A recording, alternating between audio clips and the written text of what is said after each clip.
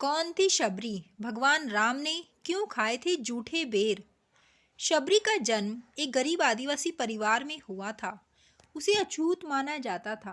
शबरी के माँ बाप ने उसका विवाह ऐसे व्यक्ति से तय किया जो शराब के नशे में चूर रहता था। मांस मदिरा के अलावा उसे कुछ नजर नहीं आता था। शबरी ने जब रिश्ता तोड़ने की बात कही तो घर वालों ने मना कर दिया, मगर वह अपनी जिंदगी बर्बाद होते हुए नहीं देखना चाहती थी। शबरी शादी से ठीक पहले घर से भाग गई और जंगल में पहुंची। वहां जंगल में कई ऋषि मुनि तपस्या कर रहे थे। शबरी उन ऋषियों के लिए जंगल से लकड़ियां, हवन की अन्य सामग्री और खाने के लिए फल तोड़कर लाती थी। सभी ऋषि भी उसके काम से खुश थे। अचानक एक दिन ऋषि मुनियों को पता चला कि शबरी एक अछूत आदिवासी है। उसके बाद सभी ऋषियों ने शबरी से किनारा कर दिया। शबरी जिस तालाब से जल लेने जाती थी, ऋषियों ने वहां से पानी लेना भी बंद कर दिया।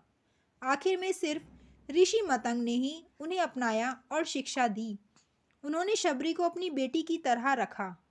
जब वे बूढ़े हो चले तो उन्होंने शबरी को पास बुलाया और कहा कि एक दिन भगवान राम तेरी कुटिया में आएंगे और खुद तुम्हें इस संसार से मुक्त करेंगे। ये कहकर ऋषि मतंग चल बसे। इसके बाद शबरी अकेली अपनी कुटिया में रहने लगी। वह रोजाना बाग से फूल और बेर तोड़कर लाती, फूलों से कुटिया को सजाती और राम का इंतजार करती। वह बेर को चखकर देखती कि वे मीठे हैं या नहीं। यह सिलसिला कई सालों तक चलता रहा। समय के साथ शबरी का शरीर भी जवाब दे रहा था। वह बूढ़ी हो चुकी थी। एक दिन राम अपने छोटे भाई लक्ष्मण के साथ सीता की खोज में वन में भ्रमण कर रहे थे।